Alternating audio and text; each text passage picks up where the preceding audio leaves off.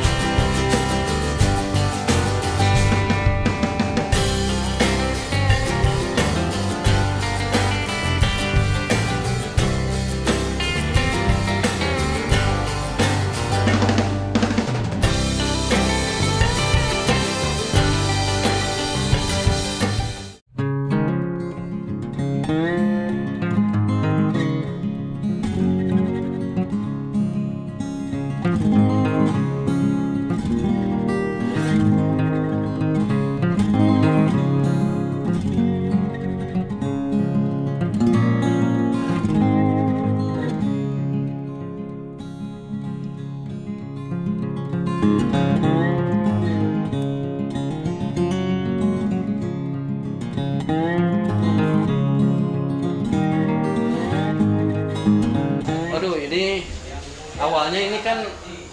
awalnya kotak seperti gudang pabrik. Jadi awalnya dulu mau saya bikin studio live untuk latihan pakai alat-alat musik langsung gitu ya. Tapi saya pikir saya kan belum punya rumah waktu itu. Saya masih ngontrak. Akhirnya saya bikin rumah dan ke atasnya depannya pakai markis. Saya bikin konsep Betawi Belanda. Tapi belum komplit, lispangnya belum terpasang. Kenapa milih Betawi Belanda? Biar nggak merasa usang lah. Jadi dengan kalau modern kadang-kadang kita pengen rubah lagi catnya, rubah lagi modelnya. Tapi dengan jadul begini apa yang harus dirubah? Ya kita senang-senang aja seperti ini, jadi nggak bosan gitu. Masih keturunan Belanda emang kan? Dulu saya sering makan roti bikinan Belanda. Ya boleh lihat dari rumahnya Kang ya? Iya. Nah ini Ya begini. lagi buat apa Kang di samping ini Kang? Gimana? Oh itu saya lagi renovasi ruangan akustik untuk vokal di studio saya di atas. Jadi ini untuk dinding saya buat ada tetangga yang ahli di sini. Ini buat studio berarti ya? Studio. Ya untuk dinding studio vokal.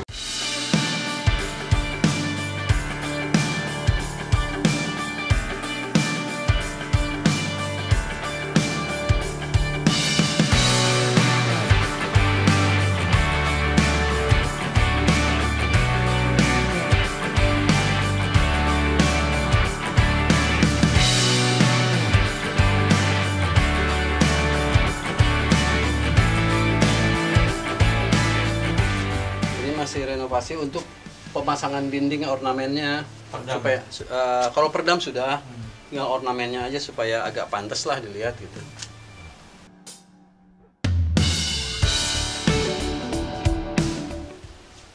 Tempat saya berkarya. Tadinya track vokal di sini juga ya Kang? Mana? Enggak juga di sana, cuman dipisahkan. Kalau saya lagi nyanyi sendiri, saya operator sendiri. Ini udah berapa karya yang udah dihasilkan dari studio ini Kang? Banyak, ada sekitar 20 karya kali ya. Tapi itu karena saya tidak terlalu produktif sih. Jadi saya banyak kegiatan lain seperti di panggung atau apa. Jadi bikin lagu sesempatnya aja, bikin musik. Pokoknya ada musik-musik yang diminta sama teman gitu. Saya dibikinin nama Handika itu sama seorang pencipta lagu dari Surabaya, Bang Yusuf Kelana Putra. Nama Handika itu, Caca Handika. Dia jadi nama Handikanya dibikin sama Mas Yusuf Kelana. Oh bukan nama orang tua atau apa? Bukan. Ini ada MIDI controller juga ya? Saya nggak pernah pakai. Saya nggak bisa bikin musik pakai MIDI. Pakai MIDI control ya nggak bisa. Saya pakai mouse aja, digunting-guntingin gitu. Ini kalau boleh tahu nih Kang, ngabisin berapa ya uang untuk bangun studio?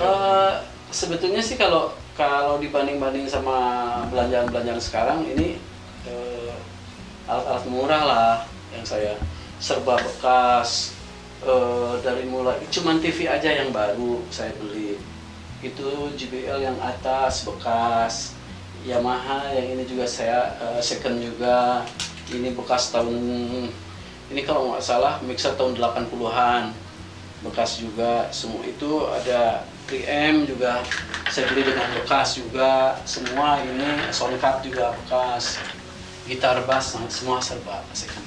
Karena bagaimana caranya mewujudkan studio tapi dengan biaya yang relatif terjangkau. 100 juta bis Pak? Lebih? Lebih lah.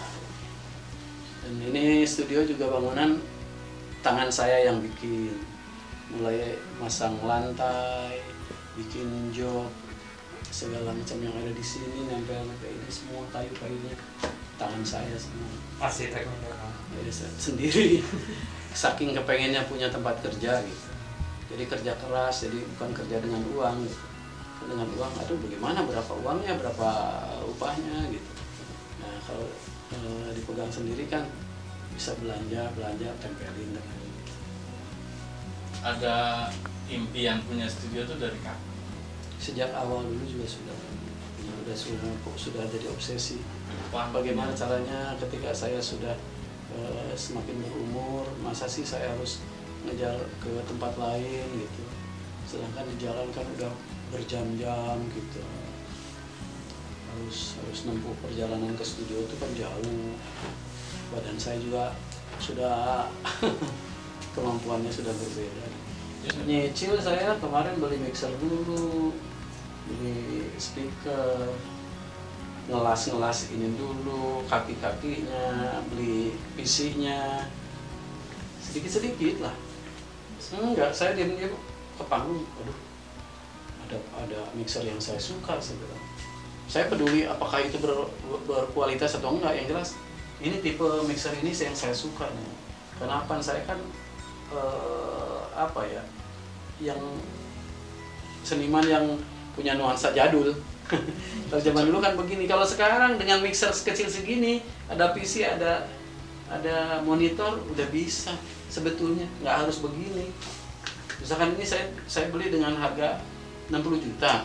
Nah sekarang masih bisa dengan yang 5 juta juga bisa gitu. Cuman saya pengen nuansa studio rada-rada beneran lah gitu. Rada-rada, kalau beneran banget itu juga nggak akan harus beneran. Jadi Kang Caca juga yang operate sendiri? Sendiri, saya bikin musik, ngoperat sendiri. Kalau lagi saya harus nyanyi, saya ngoperator sendiri. Tapi kalau mastering, mixing juga saya sendiri. Mastering baru teman saya yang tadi, yang pakai seragam Gojek. Itu mastering saya. Jadi berapa timnya? Berapa ya? 4 orang kali ya. Saya, kalau pembuat musik saya ada 2 sama Jojo. Kalau Jojo kan di disco ya. Kalau saya di pure dangdut. Kalau di mixing mastering saya ada 1. Kalau istri berperan sebagai apa? Istri? Istri megang apa ya? Kalau di ini sih, kalau di recording megang produser, sebagai produser, karena dia penanggung jawabnya, bukan saya lagi gitu. Saya nggak mau direpotkan yang gitu. Karena mereka lebih tahu dan lebih cerdas lagi urusan link YouTube atau apa segala macamnya, ngurus kemana. Istri saya lebih tahu lah. Kalau saya mah walaupun nggak tahu terus pengen tahu juga, udah pengennya juga udah enggak gitu. Biarin aja sudah nggak ketenagaan. Pertama kali yang Kang Caca pernah masukin dan keren sekali. Kenapa? Studio di Jakarta gitu. Iya. Blackboard bagus, Terus sekarang punyanya Pak Waskito yang atasan saya lah gitu ya, itu bagus. Mixernya juga yang kalau baru sih itu 1, miliar itu. Terus ada juga ASR, itu juga termasuk pernah jadi produser saya. Terus mana ya, Banyak sih, banyak yang saya masuk bagus-bagus. Makanya saya yang penting menata ruangan lah, yang penting betah untuk pribadi. Ya alhamdulillah udah bukan merasa cukup ya. Pengen sih kesananya bisa memperbaiki lagi lah, bisa meningkatkan lagi. Ini juga ruang vokal lagi mulai ditata supaya secara kasat mata dia enak dilihat gitu, jadi nggak malu-maluin lah gitu. Ini nuansanya juga kayu kan, emang Nuansa coklat ya, iya. Biar nggak jenuh.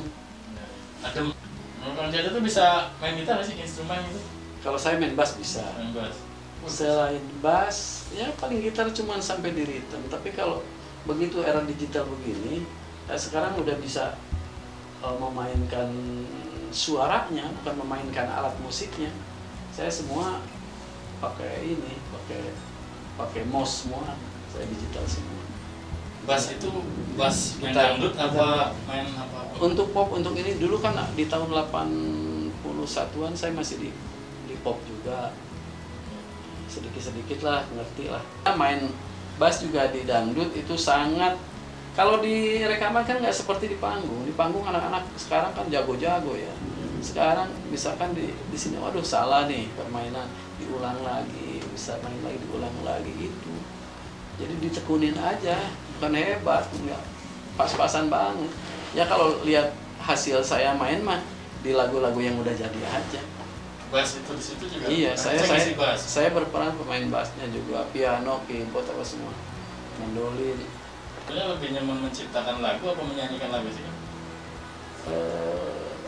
Kalau nyamannya, kalau nyanyi kan tinggal ngapalin nyanyi, tapi kalau mencipta lagu emang agak, melotok juga sih. Mikir gitu lah ya.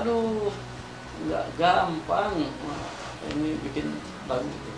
Kadang-kadang yang sulit itu bukan perbendaharaan katanya, tapi perbendaharaan kata yang ujung dari syair itu yang soundnya apa, misalkan ini bunyinya ujungnya a i a gitu.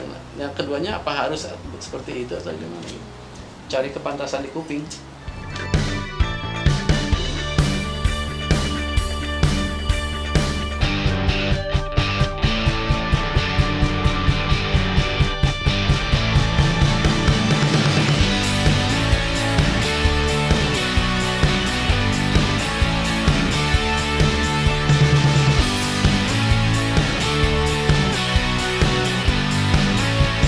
Tapi saya renovasi, kakinya seakan-akan rasanya seperti baru lagi gitu. Mesinnya juga diperbaiki semua lah, dikembalikan ke semula. Makanya nilai pakainya enak gitu. Pengen sih beli yang mahal, tapi kemampuan saya belum ada. Berarti kelihatannya mobil sangat bersejarah ini, menemani karir pedangdut katakanlah. Enggak juga, cuma kemarin sih sempat punya mobil yang agak sedikit lumayan, tapi kesininya ya udah, ini kayaknya bisa dipakai ke jalan yang buruk sekalipun masih bisa gitu. Jadi nilai pakainya tinggi lah gitu. Tapi saya renovasi, kakinya seakan-akan rasanya seperti baru lagi gitu. Mesinnya juga diperbaiki semua lah, dikembalikan ke semula. Makanya nilai pakainya enak gitu. Pengen sih beli yang mahal, tapi kemampuan saya belum ada.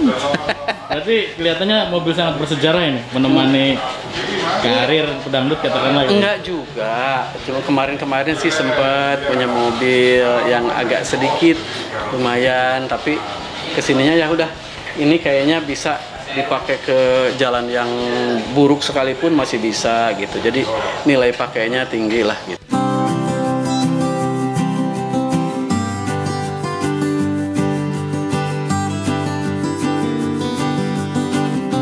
Tanah di samping saya ini 1050 meter ini.